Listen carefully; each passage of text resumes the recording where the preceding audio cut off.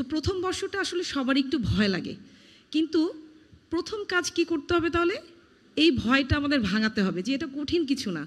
যে কোনো কঠিন কাজ খুবই সম্ভব সহজ করে সম্পাদন করা, যদি মহান আল্লাহ রাব্বুল আলামিনের রহমত আমাদের সাথে আসলে থাকে। তো আমি আমার বক্তব্যের এই যে একজন প্রথম বর্ষে মেডিকেল ও ডেন্টাল স্টুডেন্টের করণীয়, এই বিষয়কে আলোচনার খাতিরে 4টা ভাগে ভাগ করতে চাচ্ছি। কিভাবে? একটা দেখো যে তোমরা এখানে যারা বসে আছো, আমি আসলে দেখো যে ফ্রেশার্সদেরকে ছোট ভাই বোন বলবো নাকি বাবারা মায়েরা বলবো, এটা নিয়ে একটু কনফিউজ। কেন বলো তো? কারণ জুলফিকার বলে গেছে যে আমি ঢাকা মেডিকেল কলেজে K54 ব্যাচ, মানে তোমাদের মতোই আমি 1996 সালে এইচএসসি পাশ করার পরে ঢাকা মেডিকেল কলেজে পদার্পণ করে ক্লাস শুরু করেছিলাম 1997 সালের এপ্রিল মাসে। ধন্যবাদ ডাক্তার মুস্তাফিজুর রহমান ভাইকে। সুপ্রিয় ভাই বোনেরা, তোমরা কি শুনতেছ? তোমরা কি আসো? তোমাদের জন্য কিন্তু অবশ্যই একটা এক্সাইটিং কুইজ সেশন আছে, তো সেটার জন্য তোমাদেরকে কিন্তু আলোচনাগুলো শুনতে হবে আর কি, ঠিক আছে? এবং কুইজে কিন্তু আকর্ষণীয় পুরস্কারও আছে। তোমরা ইতিমধ্যে কমন কিছু গিফট পেয়েছো অলরেডি, এগুলা ছাড়াও কুইজে যদি ভালো করতে পারো তাহলে আরও এক্সাইটিং গিফট পাওয়া ইনশাল্লাহ। তো আমরা মুস্তাফিজুর রহমান ভাইয়ের আলোচনা শুনতেছিলাম যে ভাই কিভাবে এখান থেকে, বিশেষ করে বাংলাদেশ ইসলামী ছাত্র শিবির থেকে নিজের জীবনের জন্য অনুপ্রেরণাকে খুঁজে নিয়েছেন। তো ইতিমধ্যে আজকের প্রোগ্রামের প্রধান আলোচক আমাদের মাঝে উপস্থিত হয়েছেন, যাকে আমরা অনেকেই হয়তোবা চিনি, আবার অনেকেই হয়তোবা চিনি না, কিন্তু তার আসলে গুণাগুণ বা বিশেষণ বলে শেষ করার মতো না। তাকে যদি আমি একটা মাত্র গুণে গুণান্বিত করতে চাই, সেটা হচ্ছে তিনি হলেন বাংলাদেশের সেকেন্ড ফিমেল নিউরোসার্জন। বাংলাদেশের সেকেন্ড ফিমেল নিউরোসার্জন আমাদের মাঝে উপস্থিত হয়েছেন আজকের প্রোগ্রামের প্রধান আলোচক ডাক্তার কানিস ফাতেমা ইশরাত জাহান রিফাত ম্যাডাম, যিনি ঢাকা মেডিকেল কলেজের K54 ব্যাচের শিক্ষার্থী ছিলেন। বর্তমানে তার অনেকগুলা বিশেষণ আছে, অনেকগুলা ডিগ্রি আছে, তার মধ্যে দুই একটা তোমাদেরকে শোনাইতে পারি। বিশেষ করে যারা এই পাশে ফিমেল বসে আছো, তোমাদের মধ্যে অনেকের মধ্যে হয়তো ভয় কাজ করতে পারে, একজন ফিমেল হয়েও আসলে কি নিউরোসার্জন হওয়া যায় কিনা।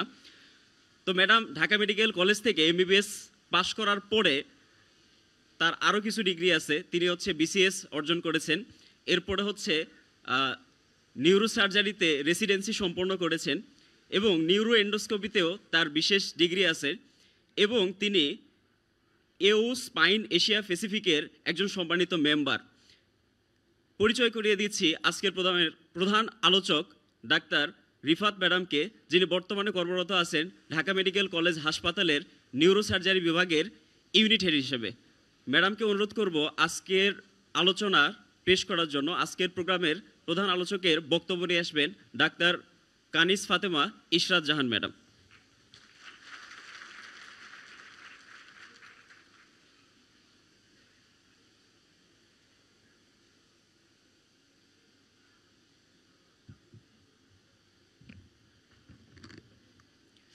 আউযুবিল্লাহি মিনাশ শাইতানির রাজিম, বিসমিল্লাহির রহমানির রহিম। বাংলাদেশ ইসলামী ছাত্র শিবির মেডিকেল জোন আয়োজিত আজকের এই ফ্রেশার্স রিসেপশন ও ক্যারিয়ার গাইডলাইন 2020 প্রোগ্রাম 2025-এর প্রধান অতিথি, বিশেষ অতিথি, অন্যান্য অতিথিবৃন্দ, আয়োজকবৃন্দ এবং বিশেষত যাদের উদ্দেশ্যে এই আয়োজন, সেসব ফ্রেশার্স, বিভিন্ন মেডিকেল ইনস্টিটিউটে অধ্যয়নরত প্রথম বর্ষের মেডিকেল ও ডেন্টাল স্টুডেন্ট, আসসালামু আলাইকুম। সবাইকে সাদর সম্ভাষণ জানিয়ে আমি আমার বক্তব্য শুরু করব। তো প্রথমেই আমি আমার মেডিকেলের ছোট ভাই বলি বা সন্তানের মতো বলি, K76-এর জুলফিকারকে ধন্যবাদ দিচ্ছি। তার সাথে যারা আমার সাথে যোগাযোগ করেছে, আমি মহান আল্লাহ রাব্বুল আলামিনের আসলে শুকরিয়া আদায় করছি যে এখানে দাঁড়িয়ে কিছু কথা বলার সুযোগ উনি দিয়েছেন। তো জুলফিকার আমার সম্পর্কে অনেকগুলো বিশেষণ বলেছে, এই বিশেষণগুলো আসলে এত বেশি পাওয়ার যোগ্যতা কোনোটাই আমার নাই। আজকে আমি এখানে দাঁড়িয়ে যে কথা বলছি বা যেই অবস্থানটা আল্লাহ আমাকে দিয়েছেন, এটা আলহামদুলিল্লাহ পুরোটাই হচ্ছে সব কিছুর আল্লাহর রহমত। আজকে তোমরা এখানে যারা প্রথম বর্ষের মেডিকেল স্টুডেন্ট ও ডেন্টাল স্টুডেন্ট রয়েছে, আমার আলোচনার বিষয়টা কিন্তু আয়োজকবৃন্দ সেই জন্য নির্ধারণ করেছেন একজন প্রথম বর্ষের মেডিকেল স্টুডেন্ট ও ডেন্টাল স্টুডেন্টের করণীয়। আমরা মূল বিষয়ে যাওয়ার আগে আমি আমার পূর্ববর্তী যে বক্তা, আমার ঢাকা মেডিকেল কলেজেরই ছোট ভাই ডাক্তার মোস্তাফিজুর রহমান, যে আমাদের যিনি হচ্ছে তার গল্পগুলো বলল, তাই না, কত স্ট্রাগল করে মেডিকেল লাইফটা শেষ করেছে, আলহামদুলিল্লাহ এই অবস্থানে এসেছে। এখন আমি যে জিনিসটা বলতে চাই যে একজন মেডিকেল স্টুডেন্ট, এই যে তোমরা চান্স পেয়েছো, এই সবার আগে এটার জন্য কার প্রতি শুকরিয়া আদায় করতে হবে? মহান আল্লাহ রাব্বুল আলামিনের। কেন? কারণ আমরা জানি তোমরা যেহেতু এখন সোশ্যাল মিডিয়ার যুগে বসবাস করো, হাতে একটা মোবাইল আছে, ইন্টারনেট আছে, আরও অনেক অ্যাপস আছে যেটা দিয়ে এখানে বসেও আসলে বিশ্বের প্রত্যেকটা আনাচে কানাচে ঘুরে আসা সম্ভব। সেখান থেকে আমরা কিন্তু একটা জিনিস শিখেছি যে রিজিকের মালিক কিন্তু মহান আল্লাহ রাব্বুল আলামিন, যিনি সৃষ্টি করেছেন আমাদেরকে এবং আশরাফুল মাখলুকাত বা সৃষ্টির শ্রেষ্ঠ জীব হিসেবে আসলে সৃষ্টি করেছেন। এর অর্থটা কি? এর অর্থটা আসলে অনেক ব্যাপক। কীরকম? দেখো, বিশ্বব্যাপী যতগুলো পেশা আছে অথবা যতগুলো সাবজেক্টে মানুষ লেখাপড়া করে, সেখানে কিন্তু এই মেডিকেল সাবজেক্টটা কিন্তু সবচেয়ে কঠিনতম সাবজেক্টের একটা, তাই না? কিন্তু তোমরা যারা এখানে প্রথম বর্ষে পড়তে এসেছো, আমি আমার বক্তব্যের প্রথমেই বলতে চাই যে প্রথমে নিজের মধ্যে এই ভয়টা কাটাতে হবে।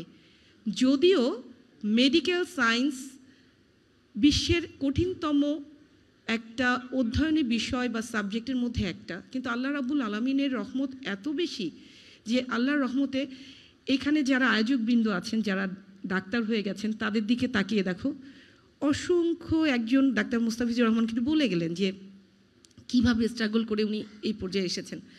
এরকম অসংখ্য ডাক্তারের গল্প তোমরা আরও শুনতে পারবে, যারা ইউনিভার্সিটিতে আছে তাদেরও গল্প শুনতে পারবে। তো প্রথম বর্ষটা আসলে সবারই একটু ভয় লাগে, কিন্তু প্রথম কাজ কি করতে হবে তাহলে? এই ভয়টা আমাদের ভাঙাতে হবে যে এটা কঠিন কিছু না, যে কোনো কঠিন কাজ খুবই সম্ভব সহজ করে সম্পাদন করা, যদি মহান আল্লাহ রাব্বুল আলামিনের রহমত আমাদের সাথে আসলে থাকে। তো আমি আমার বক্তব্যের এই যে একজন প্রথম বর্ষে মেডিকেল ও ডেন্টাল স্টুডেন্টের করণীয়, এই বিষয়কে আলোচনার খাতিরে 4টা ভাগে ভাগ করতে চাচ্ছি। কিভাবে?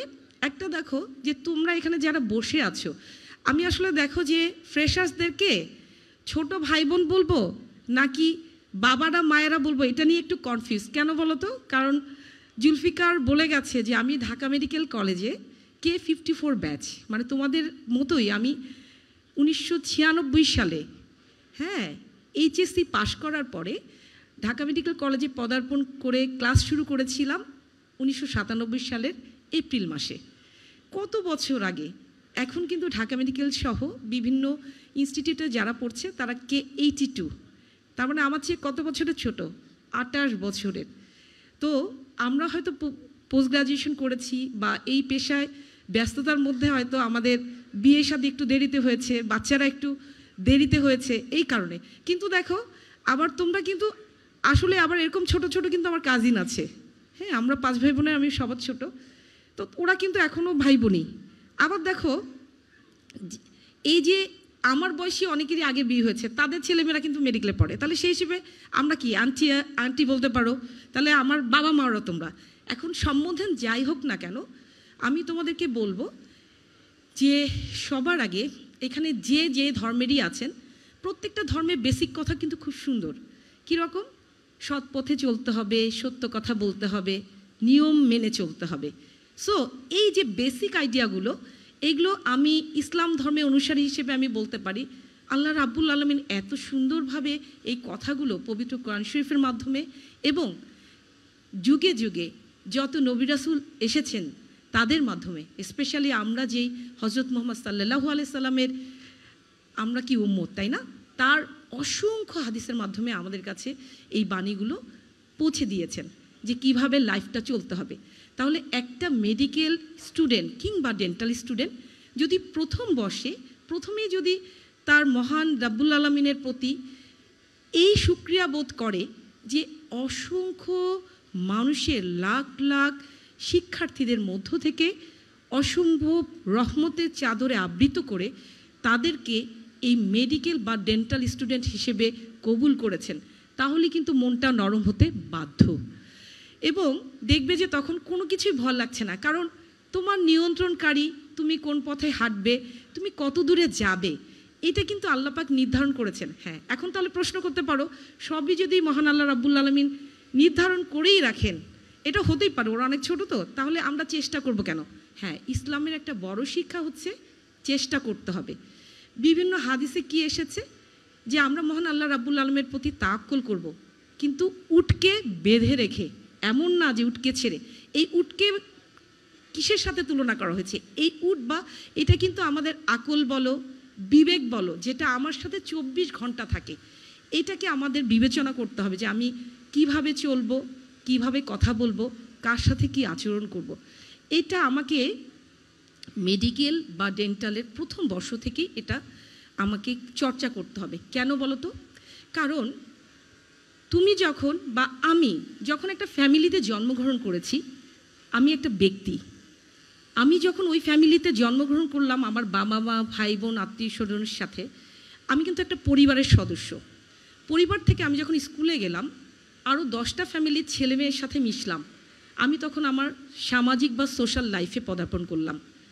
এরপরে যখন তুমি ইন্টারমিডিয়েট বা এইচএসসি পাশ করে এই যে মেডিকেল বা ডেন্টাল স্টুডেন্ট হিসেবে এখন আল্লাহ তোমাদেরকে কবুল করেছেন, এখন কিন্তু তোমরা কার হয়ে গেছো? রাষ্ট্রের। তাহলে এই যে আমি বলেছি আলোচনার 4টা ধাপ, একটা হচ্ছে ব্যক্তিগত, কিভাবে আমরা কি করব প্রথম বর্ষে, 2 নম্বর সামাজিক কি দায়িত্ব আছে আমাদের, পারিবারিক কি দায়িত্ব আছে, এবং লাস্টে আমরা শিখব যে আমাদের কিভাবে একটা রাষ্ট্র, যে রাষ্ট্র আমাকে এত দূর নিয়ে এসেছে, তার প্রতি আমাদের কমিটমেন্ট বা অবদানটা কি হবে। প্রথমে ব্যক্তি বলি।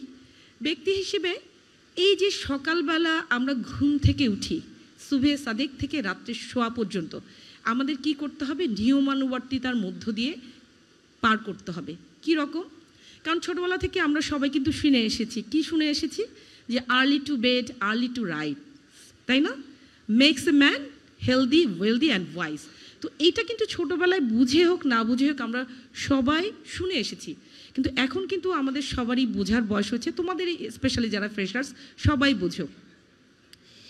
আল্লাহর নিয়ামত যদি পূর্ণভাবে পেতে হয়, তাহলে একজন মেডিকেল এবং ডেন্টাল স্টুডেন্টকে প্রথম বর্ষ থেকে এই নিয়মানুবর্তিকাগুলো মেনে চলা খুব জরুরি।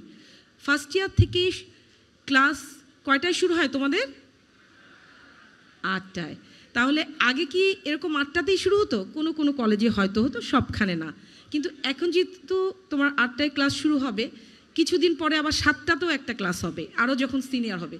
তাহলে তোমাকে যদি 8টা ক্লাসে অ্যাটেন্ড করতে হয়, শুধু ফিজিক্যালি না, একটা কথা শোনার চেষ্টা করো, হ্যাঁ সবাই একটু বোঝার চেষ্টা করো। তুমি সকাল 8টার ক্লাসে ফিজিক্যালি গেলে, কিন্তু তোমার রাতের ঘুমটা ঠিক মতো হলো না, তুমি মনোযোগ দিতে পারছো না, তাহলে সেই ক্লাসে থাকাটা কি ফ্রুটফুল হবে? হবে না। তাহলে প্রথম বর্ষের মেডিকেল এবং ডেন্টাল স্টুডেন্টের যেমন নিয়মানুবর্তিতা মেনে চলতে হবে, তার একটা অংশ হবে যে early to bed early to rise, এটা মেনে চলতে হবে। তুমি এরই মাঝে সময়টা ভাগ করে কখন ক্লাসের পড়াগুলো পড়ে ফেলবে, এটা তোমার বুঝে ফেলতে হবে। এবং আমি মনে করি যে এটা ক্লাস তো শুরু হয়ে গেছে, তাই না? ভালো লাগছে? আলহামদুলিল্লাহ, ভালো লাগতেই হবে।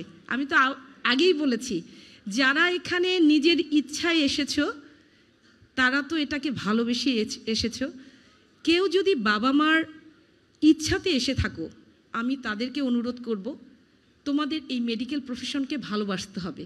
ভালোবাসলে যে কোনো কাজই সহজ হয়ে যায়, বন্ধুর পথ তখন সরল বলে মনে হয়, এটা তোমরা নিজেরাই বুঝতে পারবে। এখন দেখো, নিজের ইচ্ছায় আসো, সবচেয়ে বড় কথা যেভাবে আসো না কেন, মহান আল্লাহ রাব্বুল আলামিন তোমাদেরকে মেডিকেল স্টুডেন্ট বা ডেন্টাল স্টুডেন্ট হিসেবে কবুল করেছেন, এটা হচ্ছে সবচেয়ে বড় কথা। তাহলে আমি বলেছি যে এই পড়াশোনাগুলো ভাগ করে নিতে হবে। তোমরা ফার্স্ট ইয়ারে কি পড়ো? সাবজেক্টগুলো বলো তো। অ্যানাটমি, আর কি পড়ো? ফিজিওলজি, আর কি পড়ো? বায়োকেমিস্ট্রি। তাহলে অ্যানাটমিটা কি? অ্যানাটমিটা হচ্ছে এই যে আমরা এখানে বসে আছি, একটা মানুষ, হ্যাঁ, আবার তোমাদেরকে দেখো স্কেলিটন বা বোনস সবাই জোগাড় করেছো না অ্যানাটমি বোঝার জন্য।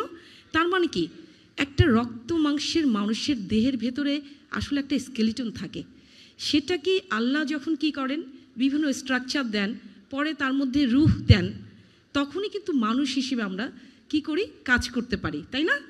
তাহলে তুমি নিজেই চিন্তা করো তো যে অ্যানাটমি পড়তে গিয়ে মহান আল্লাহ রাব্বুল আলামিনের সৃষ্টির প্রতি তোমার কিন্তু তুমি যদি বুঝে পড়ো, মাথাটা অটোমেটিক্যালি তোমার অবনত হয়ে আসবে শ্রদ্ধায়, ভালোবাসায়, যে আল্লাহ আমাদেরকে কিভাবে সৃষ্টি করেছেন। এই কঙ্কাল তো কথা বলতে পারে না, এই কঙ্কালের কোনো বুদ্ধি নাই, অথচ এইটার মধ্য দিয়ে আমাদের শরীরের ভেতরে সবারই কঙ্কাল আছে, সেখান থেকে আমাদের কত বুদ্ধিদীপ্ত চেতনা আল্লাহ দিয়েছেন, তোমাদেরকে কত মেধা দিয়েছেন। আজকে তোমরা আমাদের সামনে বসে আছো, আমি এখানে কথা বলতে পারছি, এটা প্রত্যেকটা জিনিসই কিন্তু আল্লাহর রহমত, আল্লাহর নিয়ামত। এখন যদি বলি ফিজিওলজি, অ্যানাটমি দিয়ে আল্লাহ স্ট্রাকচার তৈরি করলেন, একটা মানুষ বানিয়ে ছেড়ে দিলেন। এখন দেখো অনেক রোবটের কথা শুনো, রোবটও কিন্তু মানুষ চেষ্টা করছে কিভাবে, অনেকভাবে স্ট্রাকচারাল একটা আইডিয়া করে যে সে আমাদের কাজটা শুনবে। ফিজিওলজি আর বায়োকেমিস্ট্রি কিন্তু রোবটের মধ্যে এইভাবে দেওয়া সম্ভব না, যেভাবে আল্লাহ রাব্বুল আলামিন আমাদের এই অ্যানাটমির, এই হিউম্যান বডির মধ্যে ফিজিওলজির মাধ্যমে বিভিন্ন কাজগুলো নিয়ন্ত্রণ করেন, বায়োকেমিস্ট্রির মাধ্যমে সেখানে বিভিন্ন সহায়ক কিছু ভূমিকা রেখেছেন। আমি তোমাদেরকে বলবো, তোমরা কিন্তু খুবই সৌভাগ্যবান বা সৌভাগ্যবতী। আমি যখন 1997 সালে মেডিকেলের প্রথম বর্ষের স্টুডেন্ট হিসেবে যাত্রা শুরু করেছিলাম, তখন কিন্তু আমাদের ইন্টিগ্রেটেড টিচিং বলে কিছু ছিল না, কিন্তু এখন কিন্তু তোমাদের বিভিন্ন ফেজে নতুন কারিকুলাম অনুযায়ী কি করা হয়েছে, কারিকুলাম 2021, তাই না? সেই অনুযায়ী কি করা হয়েছে, ইন্টিগ্রেটেড টিচিং, অর্থাৎ একটা টপিকের অ্যানাটমি এরকম, সেই টপিকের ফিজিওলজি কীভাবে হবে, সেই টপিকেরই বায়োকেমিস্ট্রিটা কেমন হবে, তাহলে কি হবে, তোমার বুঝতে কিন্তু সুবিধা হবে। তুমি যখন একটা সাবজেক্ট ম্যাটারের ভিতরে ঢুকে যেতে পারবে, তখন কিন্তু প্রথম বর্ষে তোমার বোরিং লাগার কোনো স্কোপই নাই, কারণ তুমি বুঝতে পারছো যে অ্যানাটমিটাকেও দেখবা যে কত রসালো মনে হচ্ছে, ফিজিওলজি তো ভালো লাগবে, বায়োকেমিস্ট্রিও ওরকমই ভালো লাগার কথা। তোমাদেরকে রিকোয়েস্ট করব, তোমাদের যেই লেকচার ক্লাসগুলো হবে কিংবা টিউটোরিয়াল, অথবা তোমাদের হাঁটতে চলতে হোস্টেলে বা বিভিন্নখানে তোমাদের যারা অগ্রজ আছেন, তোমাদের সিনিয়র আপু ভাইয়ারা আছেন, সবার পরামর্শ নিয়ে যে তারা কিভাবে প্রথম বর্ষে পড়েছে এটা নিতে পারো। কিন্তু সবসময় মনে রাখবে যে পরামর্শ নিতে হয়, সবার কাছ থেকেই ভালো জিনিসটা শিখতে হয়, তারপর নিজস্ব একটা নিয়ম কিন্তু নিজের মধ্যে গড়ে ওঠে। এইটাই মানুষের ধর্ম, বা এইভাবে আল্লাহ মানুষকে সৃষ্টি করেছেন বা হিকমা দিয়েছেন। তাহলে এই যে মেডিকেল বা ডেন্টাল স্টুডেন্টরা যে প্রথম বর্ষে ইন্ট্রিকেটেড ওয়েতে এখন অ্যানাটমি, ফিজিওলজি কিংবা বায়োকেমিস্ট্রি পড়ার সুযোগ পাচ্ছে, এটা কিন্তু আল্লাহরও একটা রহমত। কেন? কারণ আল্লাহ যদি রহমত না থাকতো, আল্লাহ মানুষের মধ্যে এই হিকমাটা দিত না। যে আমাদের সময় কী হতো, একটা টপিকের উপরে হয়তো অ্যানাটমি পড়লাম, আবার আরেকটা টপিকে ফিজিওলজি, আবার আরেকটা টপিকের উপর যে বায়োকেমিস্ট্রি, কোনো কোরিলেশন করতে পারতাম না বা কষ্ট হতো, যারা নিজেরা করার চেষ্টা করতো সিনিয়রদের মাধ্যমে।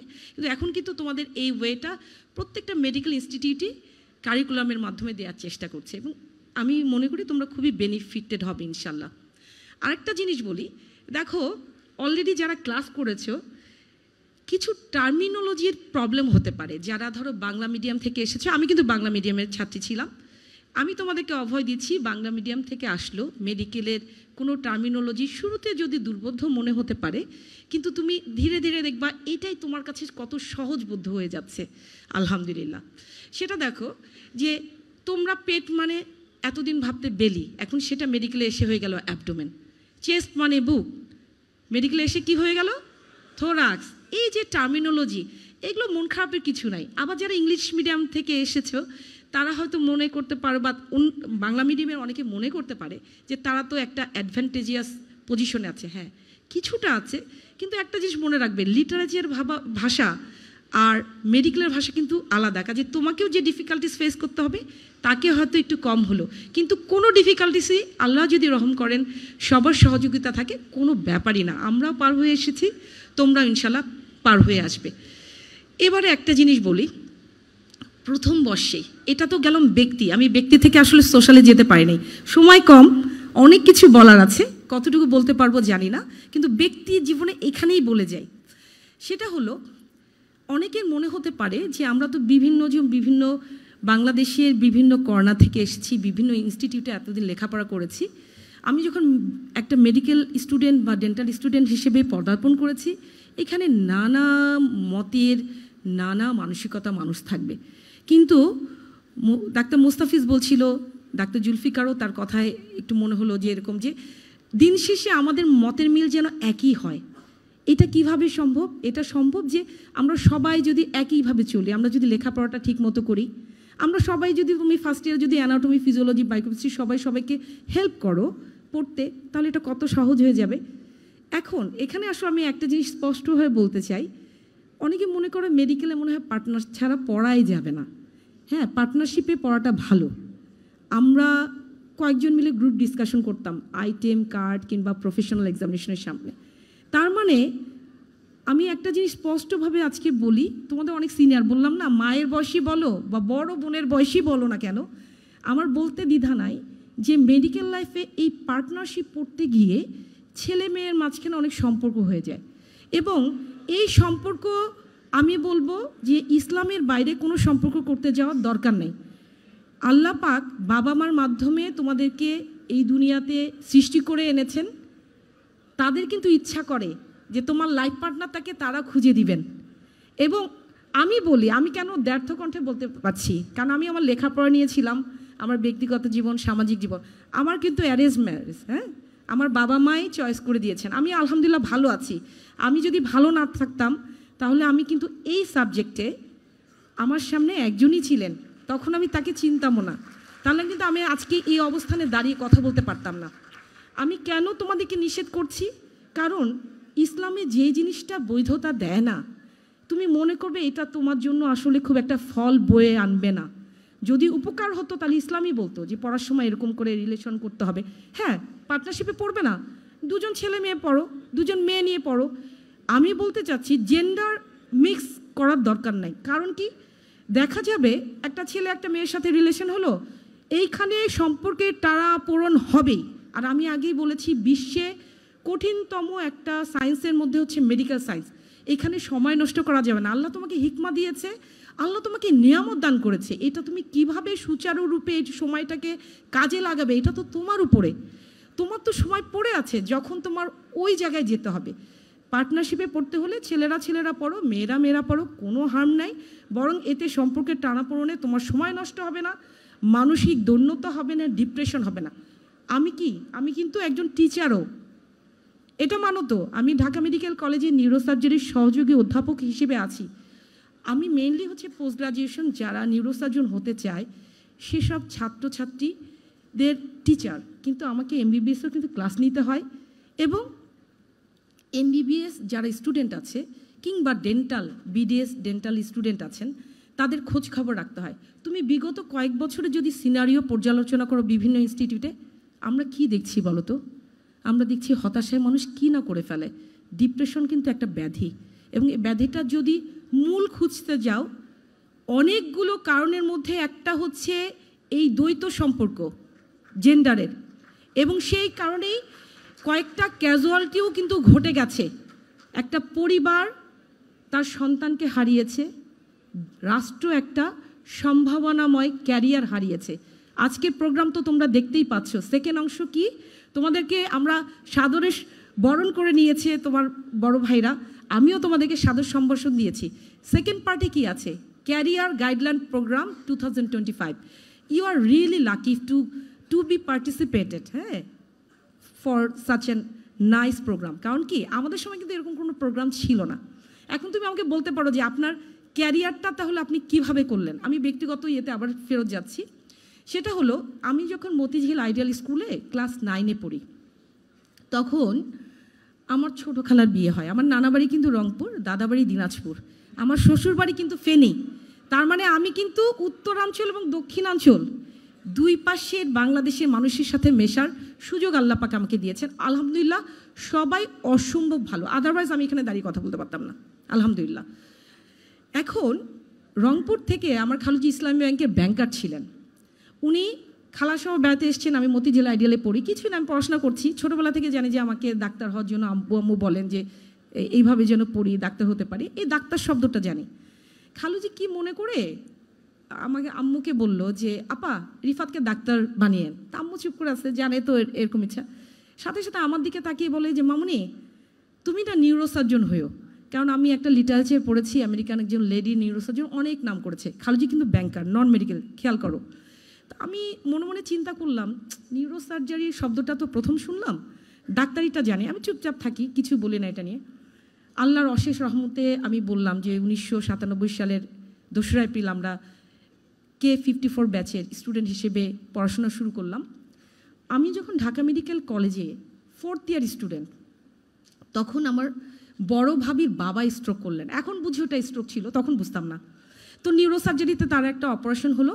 আমি অপারেশন থিয়েটারে খুব আগ্রহ করে, আমার মাথার মধ্যে তো ছিল যে এই শব্দটা শুনেছি, 4th ইয়ারে পারমিশন নিয়ে অপারেশন থিয়েটারে থাকলাম। তো ওখানে তৎকালীন যে assistant professor doctor Mohammad Asif Moazzem Barkatullah sir, উনি এখন PRL-এ গেছেন। স্যার খুব অবাক হয়েছে যে 4th ইয়ার একটা স্টুডেন্ট ব্লাড দেখে ভয় পাচ্ছে না।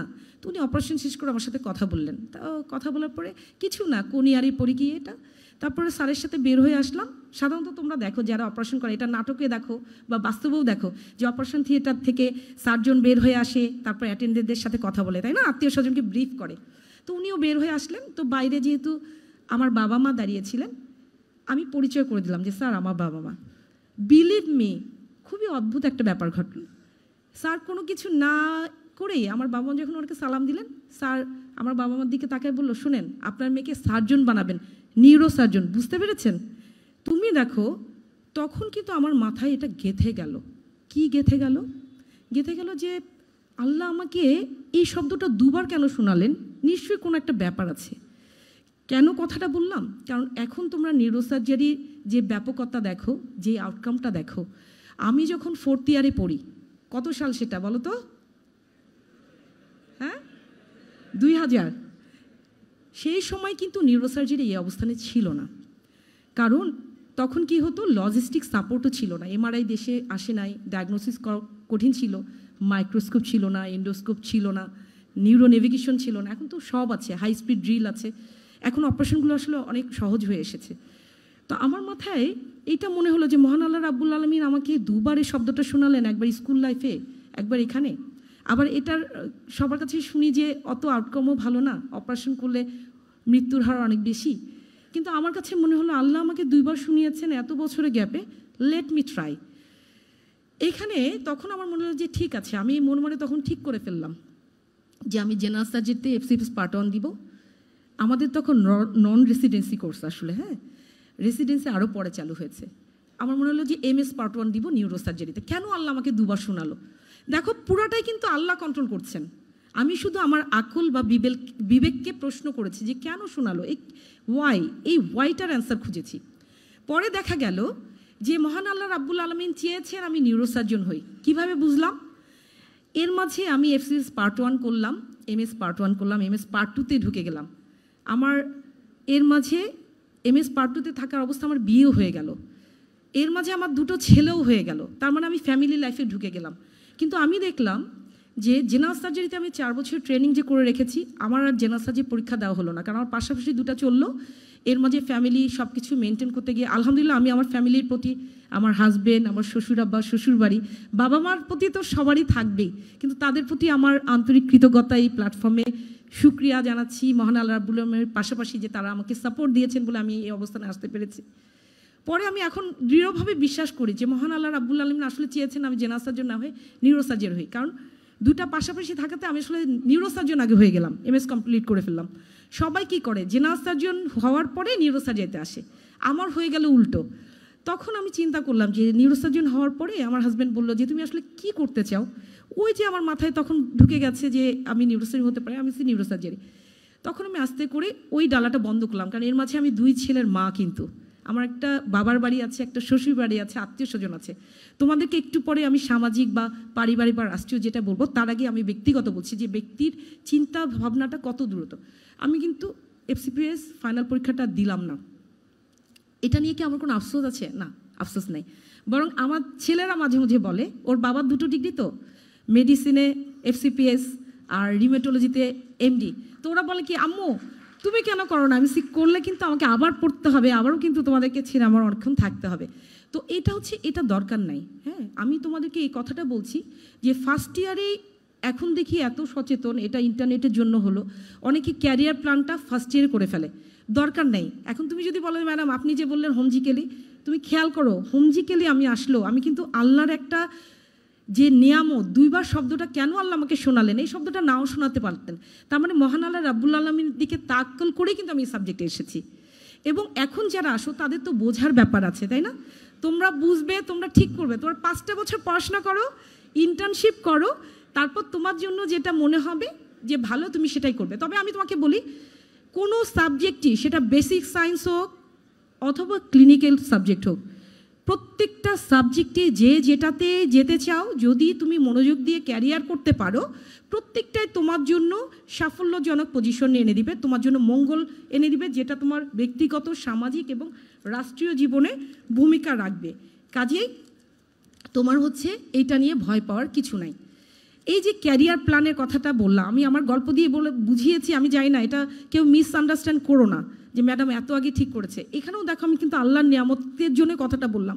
যদি এমন হতো যে এখানে আমার কোনো একটা ইগোর ব্যাপার ছিল বা আমার জিদের ব্যাপার ছিল, এখানে তা না। আমি কিন্তু এটা বোঝানোর জন্য গল্পটা বলিনি, আমি বুঝিয়েছি everything is govern by almighty আল্লাহ।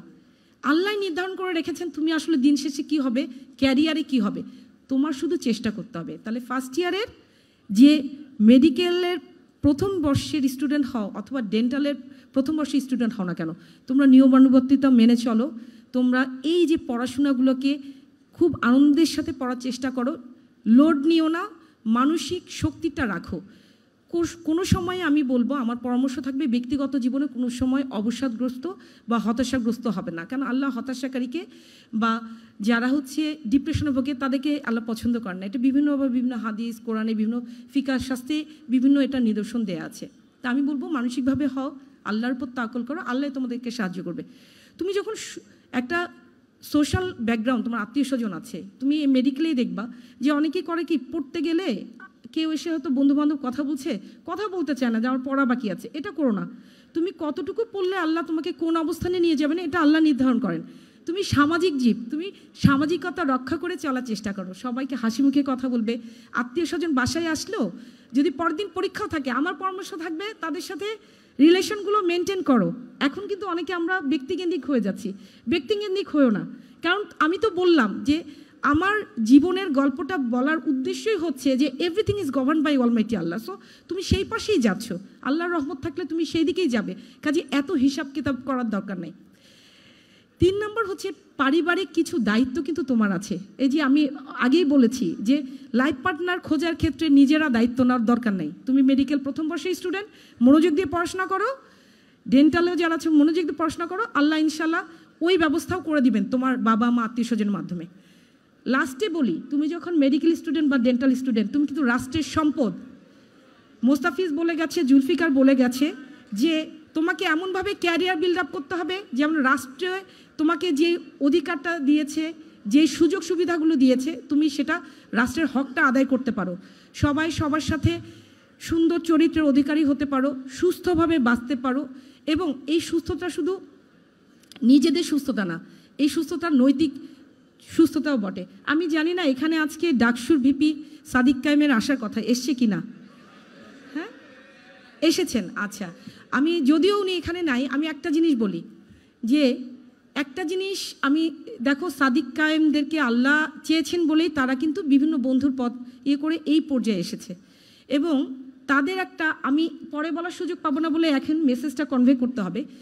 সবসময় মনে রাখবে, স্বাধীনতা অর্জনের চেয়ে স্বাধীনতা রক্ষা করা খুব কঠিন। এইটা আল্লাহ যে দায়িত্বটা দিয়েছেন, এই দায়িত্বটা হিকমার সাথে আমাদের সবাইকে মেনে চলতে হবে। দেশি বা আন্তর্জাতিক যে কোনো ক্ষেত্রে আমি ব্যক্তি হিসেবে না, রাষ্ট্রের একজন প্রতিনিধি হিসেবেও যদি আমার যে নিয়ামতগুলো আল্লাহ দিয়েছেন তার বিলিয়ে দিতে চাই, তাহলে আমাকে কি করতে হবে? আদর্শ মানুষ হতে হবে। তোমরা যদি সাদিক কায়েমকে খেয়াল করো, হাসি মুখে সবার সাথে কথা বলে, এটা কিন্তু বড় একটা গুণ। আমি বলবো আমার সময়ের শেষের দিকে খুব ভালো লেগেছে। আমি মনে করি আজকে আমি এখানে দাঁড়িয়ে আছি, মেহরাবকে বলছিলাম আসার পরে যে এটা কিন্তু রিজেকের একটা অংশ। আমি নিজেও কিন্তু কোনোদিন চিন্তা করিনি যে এরকম একটা প্ল্যাটফর্মে কথা বলবো, এরকম ফ্রেশার্সদের সামনে আমার বলার তৌফিক আল্লাহ দিবেন। সেজন্য আবারও আল্লাহর শুকরিয়া আদায় করছি। তোমরা সবাই খুবই মানবিক ডাক্তার হও। লাস্টে একটা জিনিস বলি, তোমাদের ফার্স্ট ইয়ার থেকেই নিজেদের মধ্যে সিম্প্যাথি এবং এমপ্যাথি ডেভেলপ করতে হবে। সিম্প্যাথির হলো যারা অসুস্থ তাদেরকে মনে করবে যে এই মানুষটা অসুস্থ, তাদেরকে আমাদের কিভাবে সেবা করলে বা হাসি মুখে কথা বললে তার কি হবে, একটু ভালো লাগবে। এমপ্যাথি হলো সহমর্মিতা, মানে নিজেকে ওই অবস্থানে চিন্তা করা। আমি আশা করি প্রথম বর্ষ থেকেই তোমরা এমনভাবে নিজেকে গড়ে তুলবে যাতে তোমরা সিম্প্যাথেটিক এবং এমপ্যাথেটিক ডাক্তার হিসেবে ভবিষ্যতে এই সমাজে এবং রাষ্ট্রে অবদান রাখতে পারো। আল্লাহ তোমাদের সবাইকে মঙ্গল দান করুক এবং সবাইকে সুস্থ রাখুক। সবশেষে আমি মহান আল্লাহ রাব্বুল আলামিনের শুকরিয়া আদায় করার সাথে সাথে বাংলাদেশ ইসলামী ছাত্র শিবির মেডিকেল জোন আয়োজিত এই ফ্রেশার্স রিসেপশন অ্যান্ড ক্যারিয়ার, যেটা হচ্ছে তোমার ক্যারিয়ার বিল্ড আপ প্রোগ্রাম 2025-এর আয়োজকদের, যারা এত কষ্ট করে এত সুন্দর প্রোগ্রাম করেছে, সবাইকে ধন্যবাদ এবং অন্তরস্থল থেকে অনেক দোয়া দিয়ে শেষ করছি। আসসালামু আলাইকুম।